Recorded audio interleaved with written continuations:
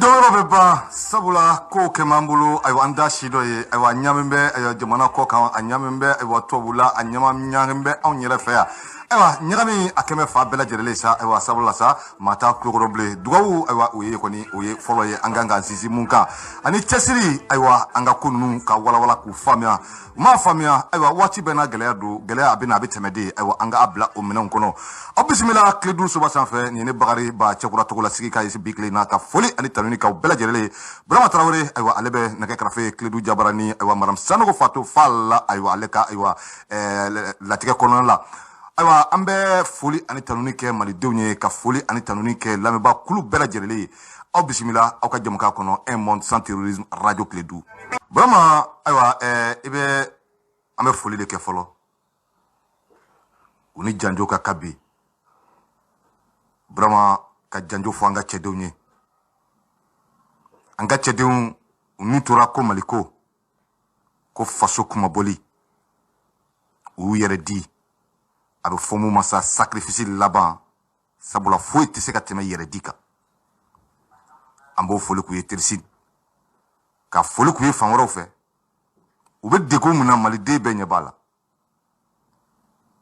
Burama ko n'i ye tasuma ye ɲaga o ɲagala barama kɔrɔ ji kɔrɔ barama de b'a ni ji cɛ koyi ɲɛ tɛ n'i ye ji bɔ yen tasuma a bɛ ɲaga mun na ayiwa ji kɔrɔ a t'a kɛ koyi ɔ n'i y'a ye an bɛ daga sunɔgɔ mun na olu ka wuli ka jɔ in don olu de jɔn bɛ anw ni o cɛ an b'o foli k'u ye minnu ka maaw tora la ka foli kɛ bɛɛ lajɛlen ye kɔrɔlen kuraw a bɛɛ lajɛlen an bɛ foli kɛ an tɛ sɛgɛn foli mun na fɛn mun tɔgɔ ko fasoko foyi t'o sanfɛ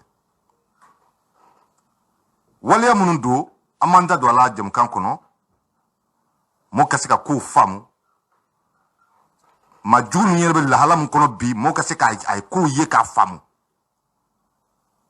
parce que maaw don u fana bɛ yɛlɛma u yɛlɛma bolo ka ca ɔ n'u ye yɛlɛma bolo kura min da a ka kan walawalali ka kɛ faamuyali ka sɔrɔ a la a ka dɔn ɔhɔn jugu bɛ nin de sira nɔfɛ bi jamanadenw k'o faamu jamanadenw ka wuli ka jɔ yɔrɔ u ta cɛsiri yɔrɔ u ka se k'o kɛ n bɛ segin fɛn in kan fɛn in bɛɛ tɛ marifa ko ye marifa jɔyɔrɔba b'a la nka bɛɛ tɛ se ka ban ko marifa ko population jɔyɔrɔ o ye jumɛn ye diinɛmɔɔw jɔyɔrɔ o ye jumɛn ye ɔ ni parti yɛrɛ b'an fɛ yan o partiw jɔyɔrɔ o ye jumɛn ye ko ninnu bɛ bila nin minɛn de kɔnɔ n bɛ foli ni tanuni kɛ maaw ye u bisimila un monde sans terrorisme ale kɛnɛ kɔnɔna don bulo i ma foyi fɔ fo wulibali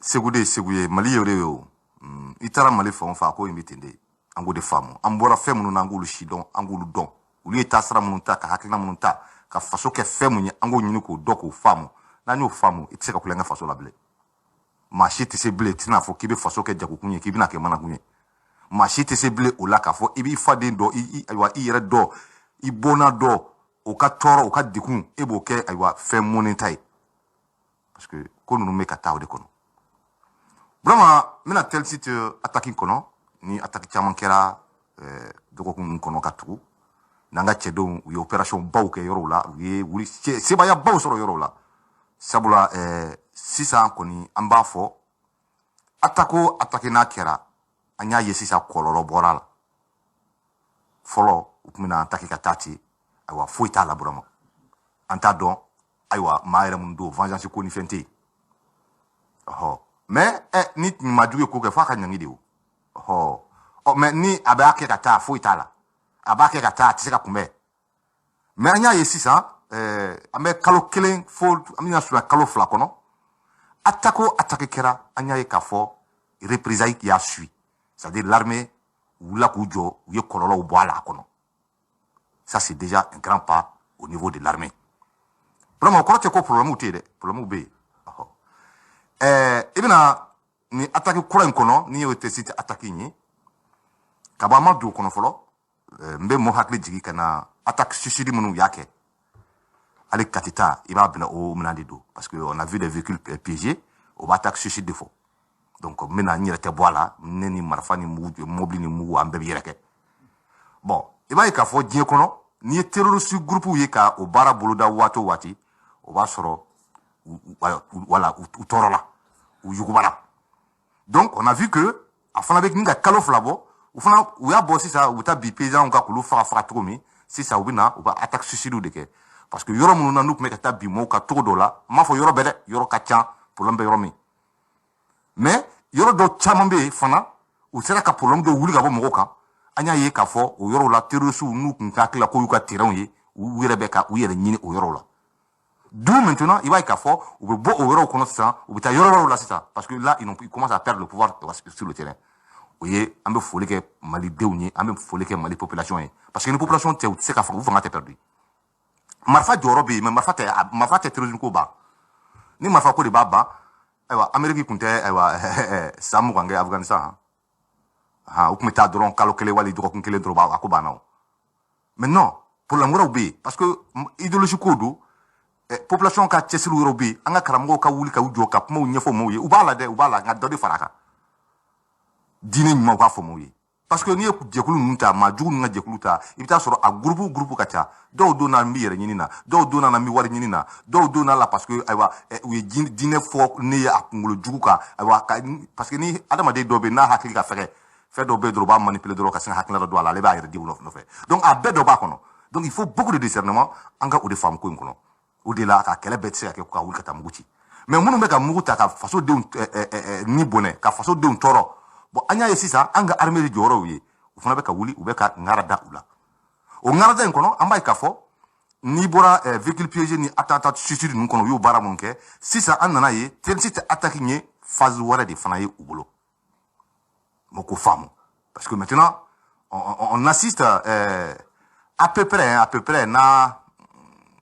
bon, au là, Mougou Mabo sans faire Kadjigi, mais oui, Mougou Kamou attaqué Gao, où il y a plus de 80 morts, où il a attaqué Moulé le coordonné tout comme ça, ni tessi un fan à la bena, la bengo demande là quoi, ça c'est maintenant qu'on y a ni pas maintenant qu'on quoi. Voilà, ça veut dire que il y a stratégie montée trop mis, donc tu sens que expertise forte quand même fort d'obé ou quand même ou beko soro, ou beka de même technique moyen technique de soro et qui n'avait pas. Du moment que déjà Amadou Koufa Yad Agali, ni ou organisation tabi, ou le c'est qu'à Doroni ni fait un bord mais qu'à armée pilonné. Et puis bon, ni ko fana taka ladje, quand une position, bon, Mali armée tara quand récupérer, ka aywa sara waro de kofe.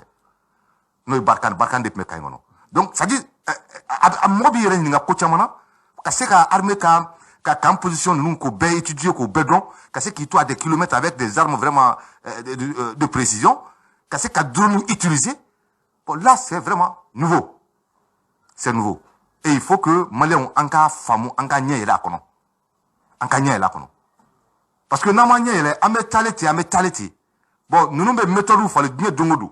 Ou be technique changer nye dongodu.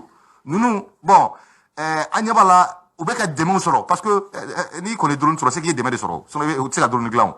Donc au demain nous bon, il faut qu'on réfléchisse tout ça. Au be se ka bari to di, am se ka wuli kan jo kono to di. Bon, et anka nye broma ko wala fana ko ngono. Il faut que Maliens en fana kan korosi kosebe parce que anyebe ko inbe ka tatabolo dola il va faut mado fana be mbe fe ka Mali na ka krefe jamana be furutu ka donyona o stratégie ou baro fana ba kono donc il faut qu'on soit vraiment beaucoup de discernement mais du coup be wo kono attitude mais avec beaucoup de discernement mais en garde forme qu'on ka fo ko tilosu nu ou ye méthode woro de tani donc o méthode woro avec la ben ko de fana fo on ga tedoni abe wulika jo kura de fana fo malidoni pour malidoni re vraiment ambe pama di moment sabula pama mani daklena 2021 un monde sans terrorisme radio clédou aller sur basan vela do on ne bakari bacha kura anga wala ka famia sabula matse ka jamana kono kito jamana kinye donde 2021 allo ante bohare haba bismillah togola haba dimaya jamari bashufete alhamdulillah anbara haba bismillah bohare ni min kara majidona akara digla tigay kadam na mogo worla ka pa mogo tan ulobla ka po ma dinani pla akara digla tigay bon imbe ka yoro do ci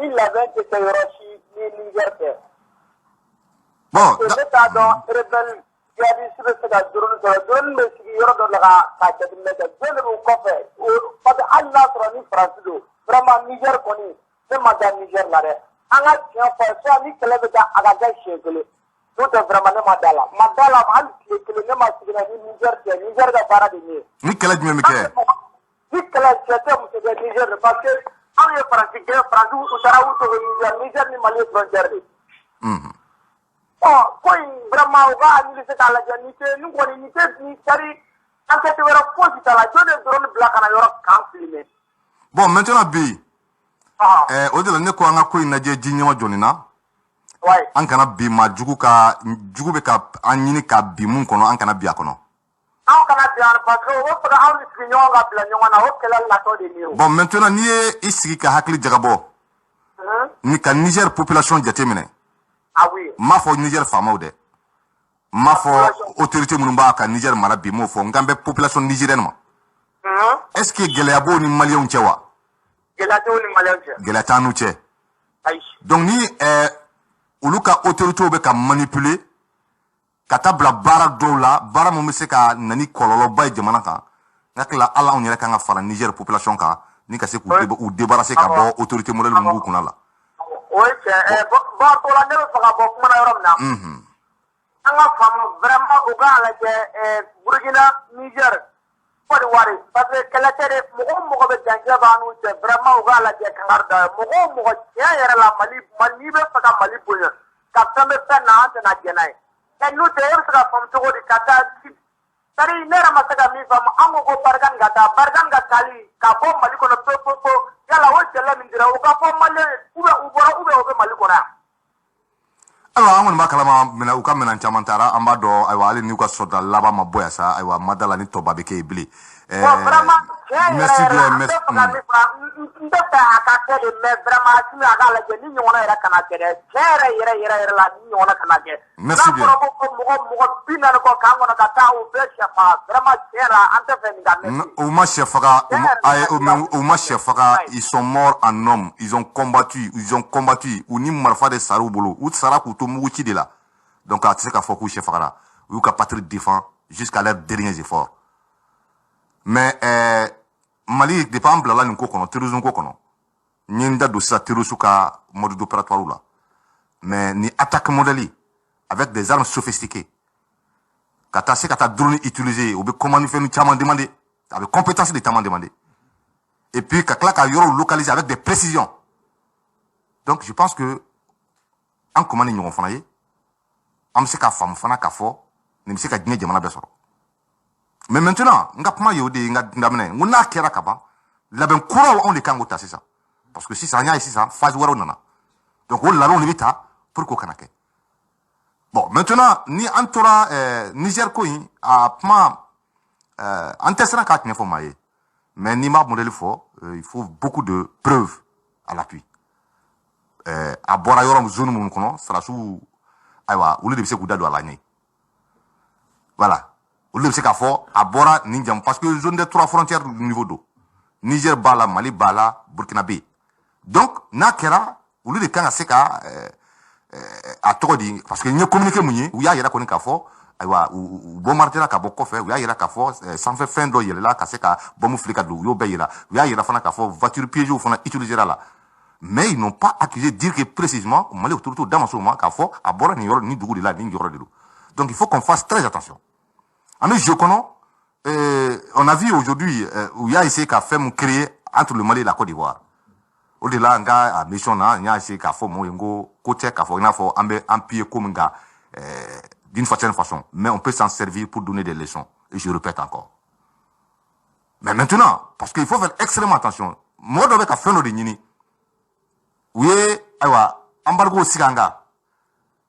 Bon, oui, anga compte financier yolu bloqué. Bon, maintenant si ça anya ye Côte d'Ivoire ni na ke. Suma ko durumaje anya ye mabisena bon en bombardement ka bo vers Niger. Donc on se pose la question. Il faut être très intelligent. On me tombe seulement dans l'erreur. Oyuka nyinita de c'est le chaos au Mali. Donc amani ani Côte d'Ivoire be kele là. Et puis amanga population de la insécurité ne fait on kono là. Le Mali a près de 4 millions, plus de 4 millions de Maliens au début de la Côte d'Ivoire. Il faut qu'on tienne compte de tout ça. Combien de Maliens sont au Niger? Combien d'Ivoiriens sont au Mali? Combien de Nigériens sont au Mali? Donc, c'est-à-dire que nous, le Niger, il ne faut pas qu'on rentre dans ce jeu. Donc, je pense que Mali est Kodon Djamana, ou descendant Kassé Bima, Malien ka Kodon de dos. 20 21 0011. Un monde sans terrorisme, Radio Clédou. Allô? Togola, salam alaikum warahmatullahi wabarakatuh. Alaikum salam, bismillah. Togola abaka. Ambala tanu alhamdulillah. Togola. Ahaba, bismillah. Kifo. Fodi jaranye. Korabugula sinan sama ke VXD. Tabarkala. Comme ni mbela jele fo. Bismillah. Bogari. Alaga malikisi. Ambi rabiama. Atak chama kera bogari sinema keda. Sinema kika dese. A kera di isego dedike. Bogari kera la yongo jima simana kera billahi malibe kisin. Mais on ne be mogo papa la. Bogari kun ko do kera kun ko indira na he. Bismillah.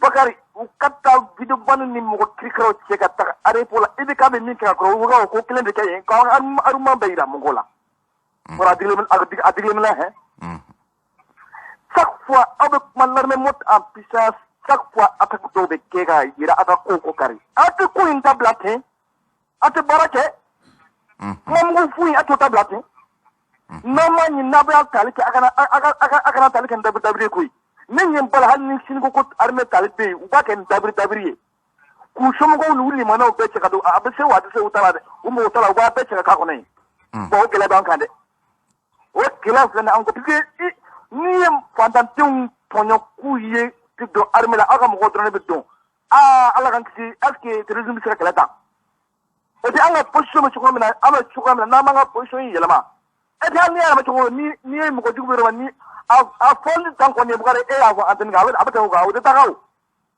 utika takatu kendo du utika taka banga tumara ni ani sanga kuma be fuga de se mo tara ko fa kira yalla ka yara gambra jini wassalim anga fuli ani tani biye akanye fo ka wala famel ka sura la 20 21 0011 un monde sans terrorisme Radio Clédou.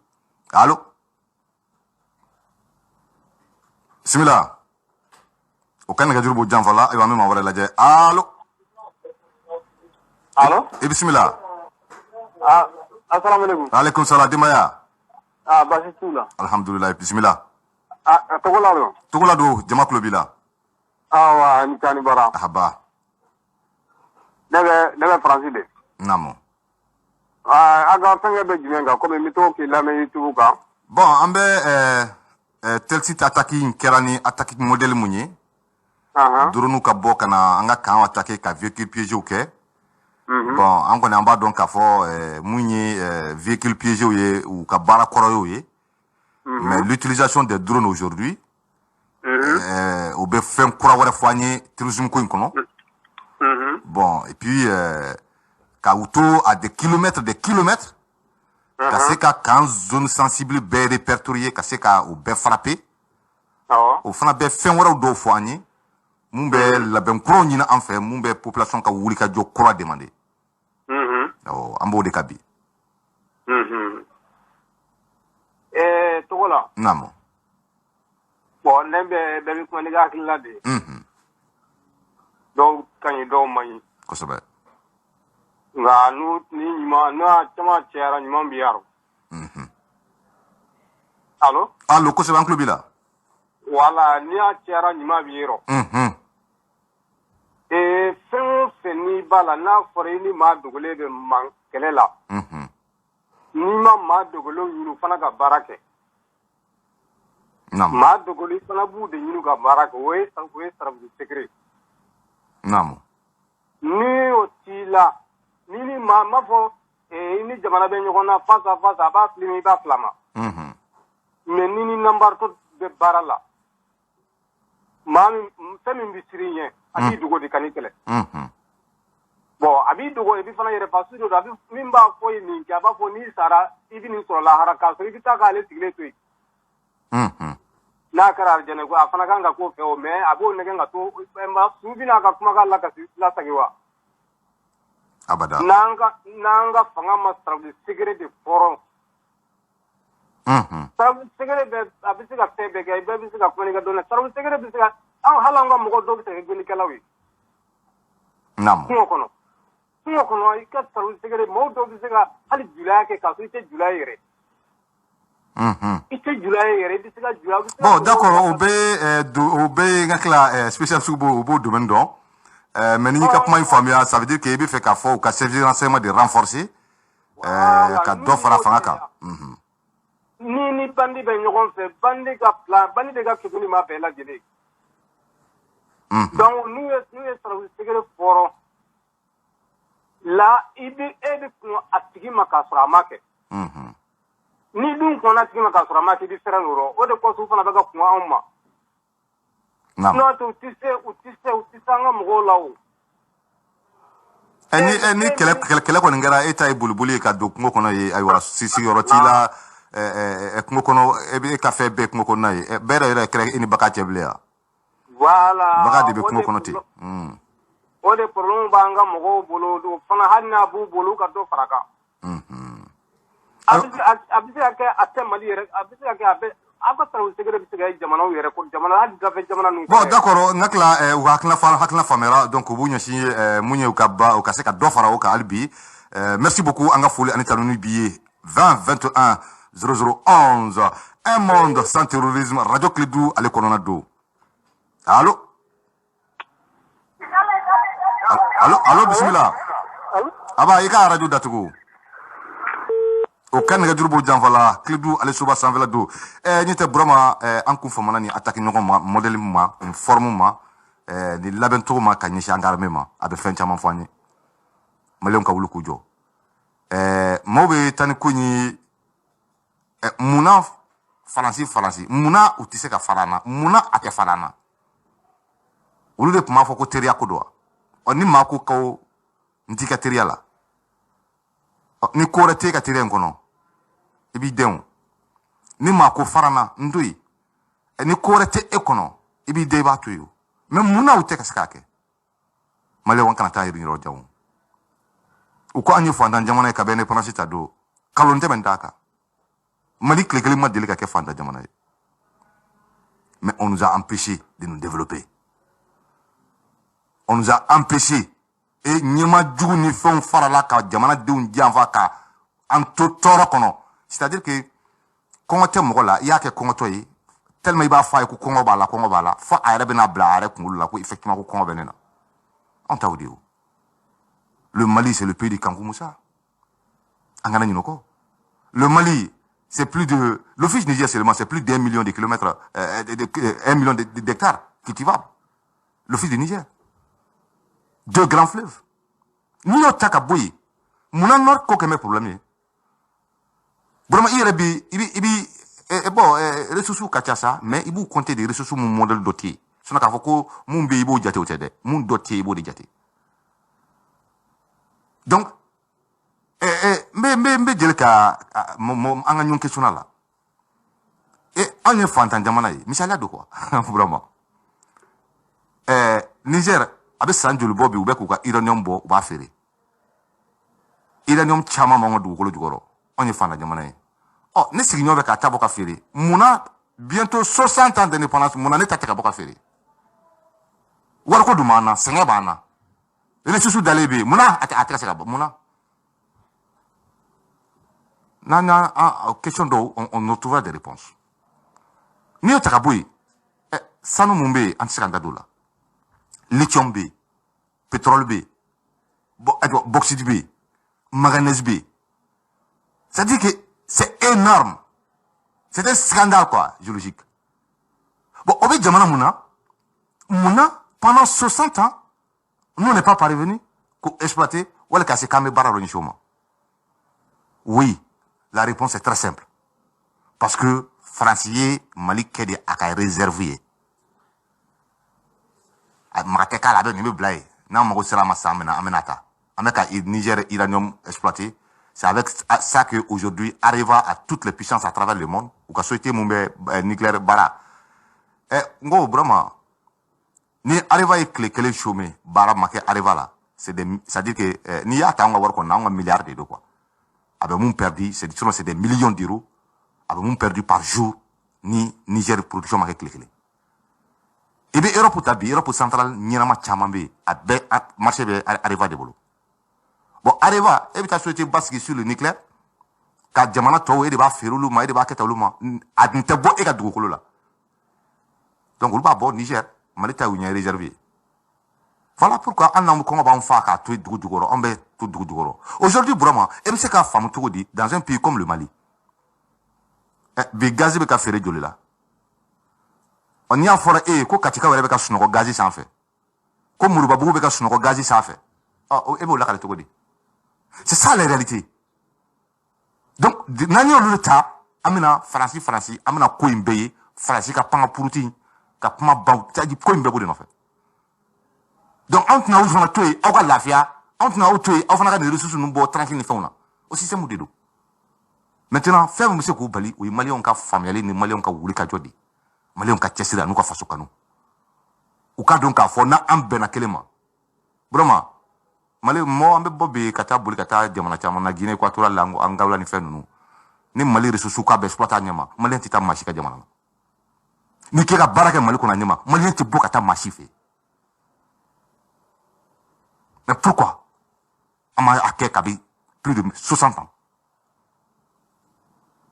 Président nous non et apmani boyda kono.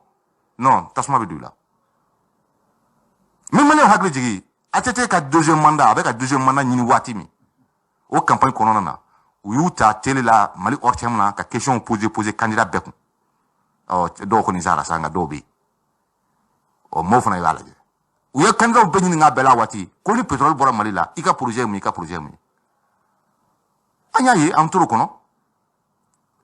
Atete nana kana société dota ka ulu Malika pétrole ko kalfa ulu la. Marché au diru mo be recherche une fauna. Do rep mu feka commencer ka forage damene. Australien boula italien boula je crois que à l'Afrique du Sud mo do bala. Donc yon ngu klakala da mais Franci ta kelen kunta la, Franci entreprise kelen kunte forage ko ina. C'est là où on a vu la naissance du MLA. Et puis, MLA, Mouvement National de Libération des Azawad. Donc, depuis là-bas, donc, Nia me ebe a dengo di jamana wara associé au Malouka na barake. Na on fere ka ayoro tike ka bo e ka jamana la dun. Voilà la réalité, la stratégie que la France a menée et les raisons qui les ont poussés à soutenir, à financer et à équiper les MLA. Bon, donc, ni o ko jamana e nana ko ka boy o ye femu toro airenye shuni kanal do sa o bingali do sa o sambi woro e nana sogomara kele ko non ko ka boy re ko faut être noté amana ko le donc ni point beba ira même atika kule tam gratuité là diakoye français kobla c'était clair mon ya kobla c'est ça la réalité. Et encore je vais pour que Mali ko une femme. Et même ça là mettre Tchad. C'est la mort ou c'est l'assassinat d'Idriss Déby. Allah Déby c'est qu'on témoigner. Mais une chose est sûre. Le dernier jour du meeting d'Idriss Déby, c'était un vendredi au Tchad. Aye meeting mouké, aye fo meeting kono clairement na aller là ka président Kouraï.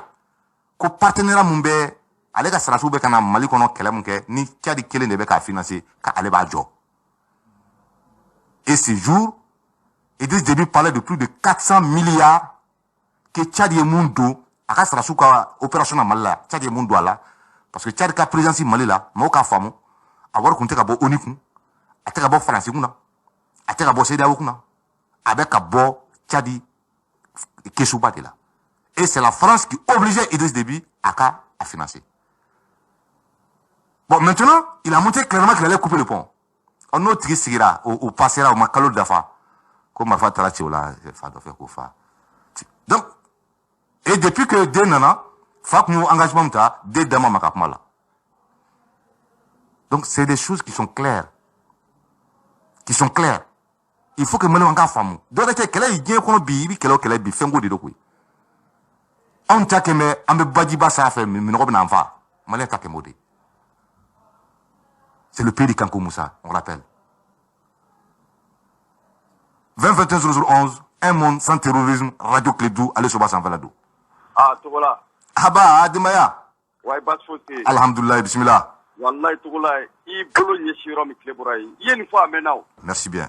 Il faut français que Mali est réserve mondial. Chikobola, Tadikobola, Gazikobola, Iranum Kobola, Manganese Kobola, Boxis Kobola, Lithium Kobola, Togola, il y a une fois. Maintenant. Berthe Kiko, Okmat Dafa. J'ai des documents où la France a fait l'étude géologique de la zone de Thessalite. Il y a une fois à Mena. Je me rappelle. Voilà, Thessalite, il faut que gazi de sang fait. Voilà. Donc, dans leur plan, ou bien, gazi tio do, depuis Thessalite. Voilà. Gazi tio mita teme, Algérie rodofé. Allah. France, mita gazi sama Marseille. Très bien. Bon, qui gâte ma là. Entreprise Barakat. Australiens de l'eau de Mauritanie pétrole découverte. Ou de Mauritanie pétrole et recherche pour Tega Daka. Au entreprise Barakat ou comme Minan Natoya. Ne nous quatre au rabat de Baroque et Djema. Wallahi Togola dette anglais mais ado au monnaie de Emile. À quoi on a Jamana car à Mena Togo na Kele ou l'enfer. Comme Yano Tchena sera quand Tega dans la pétrolica. Avant permettre armement ça. Togola Wati. A été rédatif pour le 20 juillet 2010 comme Mali par Gonfolo Bebo. Tenez-vous bien, le 20 juillet 2010 comme Mali par Gonfolo Amanteke Daka. C'est pour deux Français à Janfa Labé. Mali, quel est ce Moussoté Francido? Togola, ko prévu Dima. Bismillah. Nereka petit armée française là, Barkanda, ya Chike. Kalonani avec bon Abidjan Ouaga hélicoptère là au Ombori ou ma so anyega da Gaoka mate Kidalma mais au cas mina cheto do we peteni bla tara Gao nga mangi hakli tu yere là ou ka conva segito kata Niger et rebelou et conva nani we de détruire Francis conva là petit adu se dire peteni dora Paris dora ayengole 5h du matin ako mon père ni mansira Francis ango alaka ni segi Afrique yantukuni Mo ala kani senda Afrique dugukolo ka fona kala ina na bo awye malaya tugula wallahi ni jamfate fly francido te siti jamfate duwere francido wa erebelu beka drone bulu wa drone sa Israël de bulu francido sur le drone mais français ou armée français bulu Niger francica drone planete ou américain ou drone de mais ou beka mindi erebelu mabi ou beka mindi terrorisme mabi c'est pour l'Israël. Aya fo sinish herebi klabishi Francis ba ku ta bon malla wa Francis jotna tiga angula atuni ça c'est fini ça c'est fini di alan crack sonama mali dem pega do politique la politique te fait du goy politique te dore fred de balko tiga ko nyuma ko wala adro politique ko rofleni ou be kata mo gengu bo politique la ko ma bo politique la pour que ka jamana ku sagoy politique mo wa do politique mo wa bota ka so politique te ko dore ye Feresti ko nyuma ko wale adora bana. Wallahi togola imena kanifo. Wallahi imena kafo. Merci bien. Kelen jute ma wore Francis do ku Mali ku ka réserve di.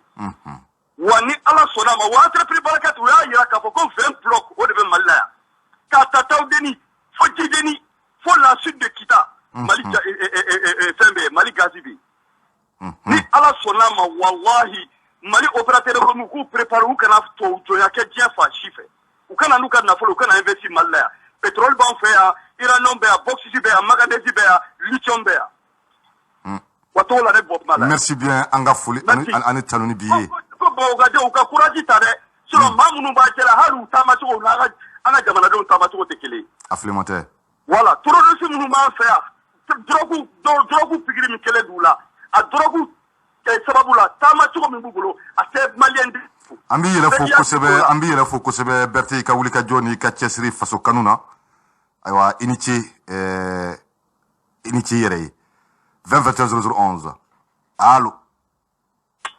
Allô bismillah tomo were ambala tanu alhamdulillah awa kallu ko maru kasira aywa bismillah awa ne faka mi fa aga borina namo Mali autorité ka laje Mali frontière daw uka aradaru ini mum siga drone nu tiengwa namo ka dam na Côte kata Burkina kata Niger kata Mauritanie kata Algérie uka aradar bla bela note kisi do tanawe surtout ni yorota le abufuba yoro mo les 3 frontières muna kabi ibeka ka premier mandat fo bi o yoro zone kilin keme tasuma ye a décembre ka stabiliser ka damunka mais drogue teme sira de do de ka fo malien ni c'est-à-dire que trafic mu teme yo zone fait ni yo jobi doro awa marfa be ma chama molo ubu sigi donc ambe se ka bali togo pour que aux zones kana se angana se ko lakana bon jugu ba nyini ko o de fere tike donc là où ka fen jugu ni fen no bebe do de fait il faut que malien wona de ka ko informu bi be ka wuli ki jo parce que ambiro mona bi nunu be ka la nyini min nyesi jamana ima ala kan kisi do de amina ala kan kisi do de amin ini cheka wole la 20 un monde sans terrorisme radio Klidou ale suba san velado allo bismillah Allah toma haba adimaya ambi fuida tesirila alhamdulillah al sala kani deme ami rabiama vraiment bora ga kuma mun fo vraiment be même ne ba essayer ka doni de faraka ndoro bismillah voilà bon ye mun fo fenge kan quoi ina fo dina mo gon fana joro quoi bele ani population yere fana joro ona jate mine fen beti marfa ko yi quoi ndaro ne fam ko soba ni ulu sera ka wuli ka joke bon partant amba nunu ka mode opérateur vraiment ka cha bon nere ko ni joro lendo femere la namo comme iba don an ku kenu ka moy sadi moy ariye munu soro bon donc ay par exemple ya fo ku ta min munu da ala mo gonye bo ay mo ka sara do gara do quoi bon si ça il faut que jatemine ka kaina fo c'est-à-dire sans cela se ka kolosi tuga muna tuno hale bora ka fika kuma na te siti time c'est-à-dire u demena tuga muna quoi bon où est à moyen tout boulot quoi na ni jamfa te quoi à moyen tout boulot à connaissance na fait tout là voilà ni famo sera ko yoro lege par exemple anga sans cela ka se ko fana kolosi ko sobe bon ngati avion nous na kunye ka sanvala inde kolosi voilà vraiment fana bi do ke ko sobe inshallah halsa ala ka nye ka dama quoi amira biama ala ka basigi do jamana kono ami vraiment ko ni mum be fo bon vraiment mo ko ba la mais vraiment ita faso ko de vraiment ita faso ko de vraiment na soro inyogo wera kumbe vraiment ne rebe se ka fo jamana mi jo quoi achama be anga dugo ke achama be vraiment ala ka ni deme amira biama ami ini cheka wuli la 20 un monde sans terrorisme konunu vraiment nafa ni ya wala jamana do ma famu malien ko don demana di allo bismillah assalamu alaikum alaikum salam dimaya ba su fi jami'a la tan aba alhamdulillah bismillah Allah wa ki ka bo sibinin bismillah wage awu sele to be tesi tiga takin ngoni kini musuteo abe francis ka jere namo ji makaro sino ba ko monde sans tourisme vraiment la kera kada nyime atsira ke namo tesi kada ku yibenka trosure ko korba do maye pays puissance no ya amerique na jenyo kan france na jenyo ulu de bala ko tourisme re ko korma do ulu ka sudo ulu de bala ko financer sino trosure ite marfadla ite tournodla ni bon ka intaki chokola drone tourisme bobo mi ni ye jatemine ke ibaye est-ce que puissance nous fana te ko yere nyini o labi mais ni na on fait farafina on fana ta réalité worey voilà parce que ni on a ban saylo salienta ambe misaliata abe sangeleni doni bo sisa Amnesty International ya ka rapport do bo ya yira ka fo ko marfa mun be on ga chenje sanfala nuna nube ka mo faga a marfa 70% ni ata kemesiri sigroma bi wolon fla oui u ye jamana saba fo ka fo ko aboro abebe bo o jamana saba de la France bo chema ne France do ale mo kelen no pisi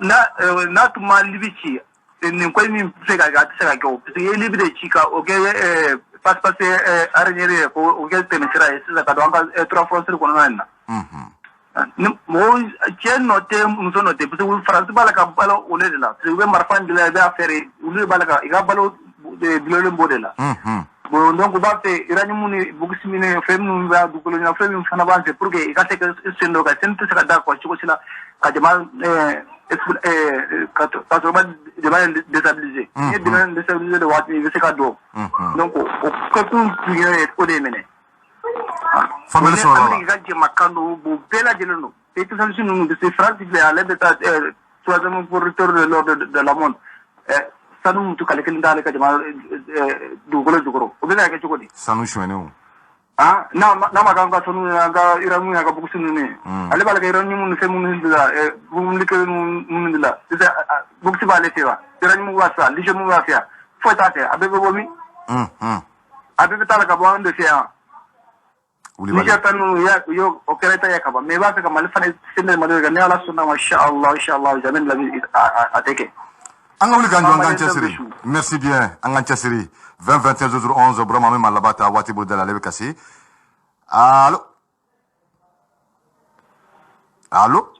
bismillah oui Allah demaya alhamdulillah aba bismillah wala aba katin turodo iture non monokile menena namo o de ambe ado anyan keleke nyogon don si kaba donc ne bulu nan sira ka jamana nyamoko soro ni ku kali bi sa faso de kunula joro na mi minena anga na da election ko fe anga to jamana kono to jamana nyamoko ko jamana imbara ni jamana tigira senga donc baya bi se ka kesa mais ami ni taga bolo ga simi bi se ga yere faga en soni ale bi na wili mali dajuru bi na di mo were ma on ti sa ka ta rom pe tugun ateta ye ne bolo ni malion wa na me so election ko je ami démocratie la ko ga ta mais ne bolo faso joni fana bi se ga ko ke mi ma to election ko era bi dabla na wo ante ko asimi o te bane a parti ga nya yirana mi se ga to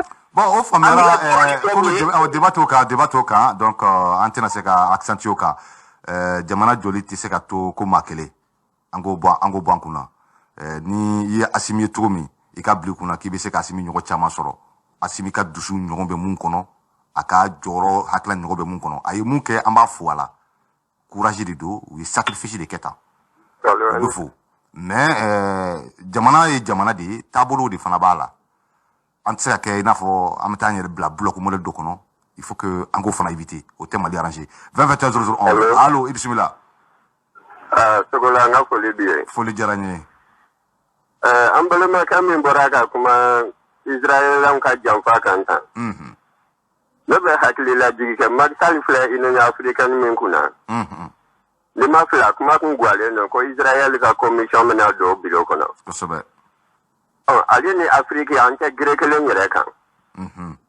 uka koloni mralen tan fe yan na fara ko kono ka commission na do ino african kono o ba ira de ko America ni France be jamana kala chugo fere kan Israel le bena ka gino be kala ma ti san kala te uma no ko yala o kuma ka magsal yere blalen to onye mo ko yala yoro ba ira ko Israel le ino african ni mo ko yisa bon inclubila na kara directement na ka foko français ou yere de ka commission ka don a chama na ibasro an français munum be no nan ta français fa antana son oma Allah uban yele ma anya ko ka ta fo continent were kan ka Israel de la don ka kulu ka représentant bon nim BBC ka dabla na anye président yere o sikan kuna domina mununte gouverneur uye mununte u dambe fale fena mununtu ka faso fale fena nanyo nyemgo soro ka sigi ko o nyemgo modeli chaira farafina jamana kuna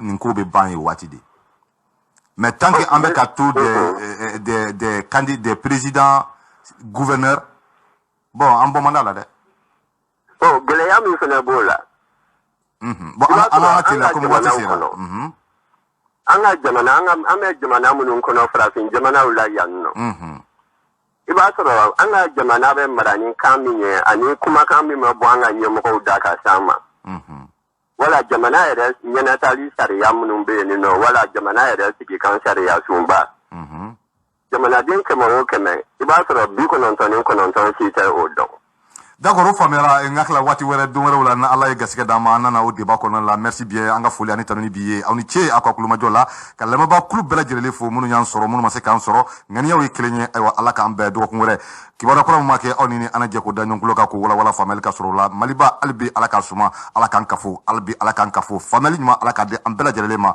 mali aywa aka defend ka seka asa kun korota aywa sa ala ko dusuna ngal nyana hakli ala ka dam amali bela jirele klengele ma awni cha kuluma jola